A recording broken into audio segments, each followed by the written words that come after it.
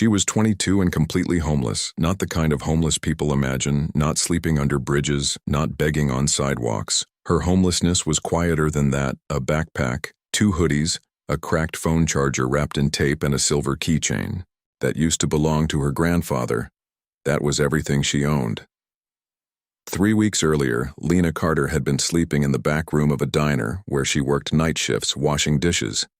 But when the diner closed without warning, the owner changed the locks before sunrise and disappeared, owing everyone money. After that, she started sleeping wherever she could: bus stations, laundry rooms, and old church stairwell when it rained. Most nights she stayed awake, pretending not to be scared, because fear sounded louder in silence. Then one morning, while scrolling through county auction listings inside the public library, she saw something strange: abandoned candle factory, $10 opening bid. The photo showed a tiny brick building at the edge of a forgotten town: broken windows, collapsed, chimney-boarded doors, no bidders, no interest. Something about it pulled at her. Maybe because her grandfather used to make candles by hand. Maybe because the building looked just as tired as she felt. Or maybe because, when you lose everything, even broken places start feeling familiar. So Lena spent her last $10, and 3 days later she arrived at the abandoned candle factory with 1 backpack and nowhere else to go.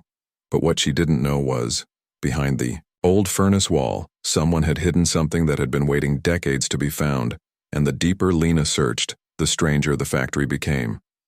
Before we continue, if stories like this pull at something inside you, stories about second chances, forgotten places, and people trying to rebuild their lives, take a moment to subscribe and stay with us until the end.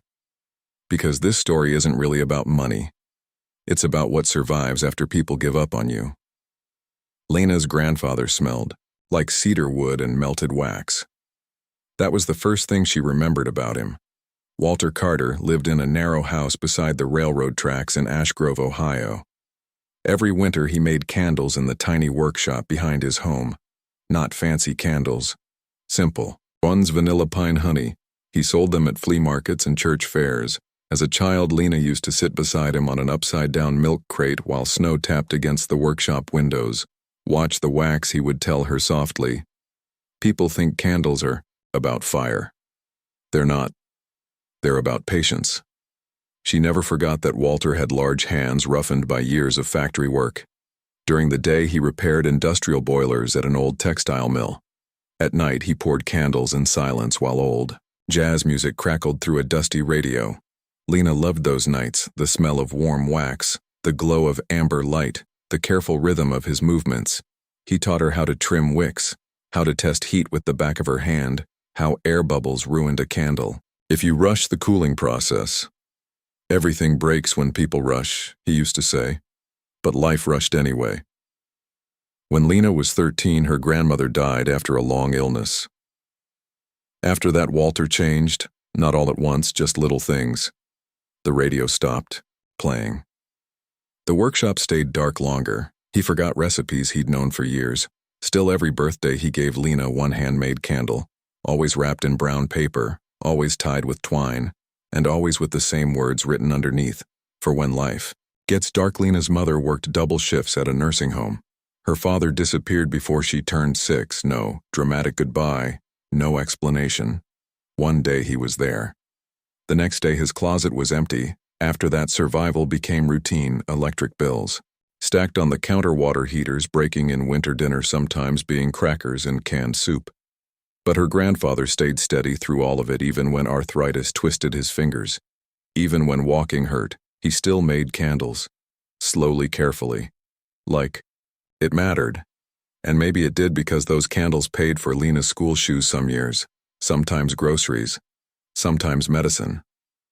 She didn't fully understand that until she got older. When she turned 16, Walter finally showed her something he had never shown anyone else: a small wooden box hidden beneath the workshop floorboards. Inside were old receipts, photos, newspaper clippings, and one black and white picture of a brick candle factory. The exact same building Lena would someday buy without realizing it. At the bottom of the photograph, faded ink read, "Belmere Candle Works, 1974, used to be the best candle factory in 3 counties, Walter told her. What happened to it? He grew quiet. Then he shrugged. Some places disappear before people notice. That answer bothered her for years, but she never asked again. 2 winters later, Walter died quietly in his sleep during a snowstorm. The power had gone out that night. When Lena arrived at his house, firefighters were carrying space heaters through the front door. The workshop smelled cold, wrong, like something sacred had been abandoned too quickly. After the funeral, most of his belongings disappeared. Bills swallowed the house. Collectors emptied rooms. The workshop was demolished months later. All Lena managed to keep was the silver keychain and one final candle she never burned. Then life kept taking things. Her mother developed health problems. Medical debt grew. Lena dropped out of community college to work, and eventually even home disappeared. The bus ride to Belmere took 6 hours. Rain followed most of the highway. Lena sat alone near the back, holding the auction papers folded inside her jacket. The farther the bus traveled, the emptier the world became. Gas stations, dead fields, boarded stores, telephone poles leaning sideways. Belmere itself barely looked alive. The town had 1 grocery store, 2 churches, and a mechanic shop with rusted signs swinging in the wind. Nobody smiled much. Their people looked tired, like the town had been waiting years for something that never came back. The candle factory stood at the edge of town beside an overgrown rail line. It was smaller than Lena expected, 2 stories. Red brick stained black from smoke. Tall, narrow windows coated with dust, and a broken chimney leaning slightly west like it was exhausted. The front door groaned when she pushed it open. Inside smelled like ash-old oil rainwater, and underneath all of it, faintly wax. The silence inside the factory felt strange, not empty. Listening, she stepped carefully across. Warped wooden floors, dust floated through pale light beams. Old machines sat frozen beneath canvas tarps. Metal racks lined the walls. Thousands of tiny scratches marked the concrete floors where equipment had once moved back and forth for years. Lena swallowed hard. She suddenly realized something terrifying. This place belonged to her now. Not legally, maybe. Not fully, but enough. Enough to sleep there. Enough to try. Enough to fail, and standing there alone inside the ruined factory, she almost cried from fear. The first strange thing happened that night, the tapping, soft, irregular, like metal clicking somewhere deep inside the walls. Lena froze inside her sleeping bag. The sound came again, tick, tick, tick, then silence. Old buildings make noises, she told herself, pipes. Settlewood shifts, wind moves things. Still, the sound bothered her. The next morning she explored the upper floor. Most rooms were empty storage spaces covered in soot. But one office near the back still contained furniture, a desk, broken filing cabinets, and a calendar hanging crookedly on the wall. October 1987, 39 years untouched. Inside the desk drawer, Lena found candle labels wrapped in brittle paper. Belmere Winter Pine Harvest, Smoke Midnight Honey. She stared at them for a long time. The designs looked familiar, too familiar because her grandfather's handmade labels had almost identical lettering. A coincidence maybe, but it tightened something in her chest. That afternoon she met an older mechanic named Raymond who owned the repair garage. Across the road, he brought her coffee in a cracked thermos. "You staying there?" he asked. For now. He looked at the factory quietly. "People don't stay long."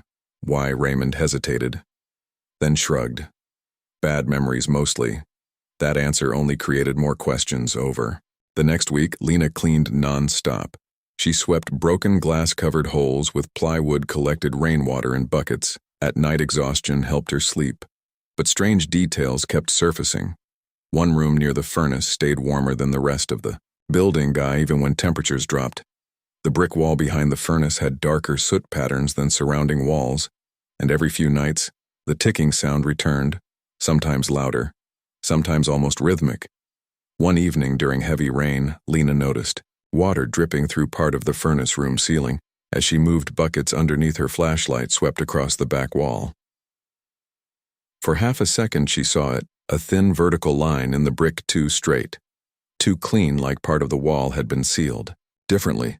Her stomach tightened. She touched the bricks carefully, cool except for one section. That part felt oddly hollow. She knocked again. A dull echo answered back. Most people do not notice. But here is what is actually happening.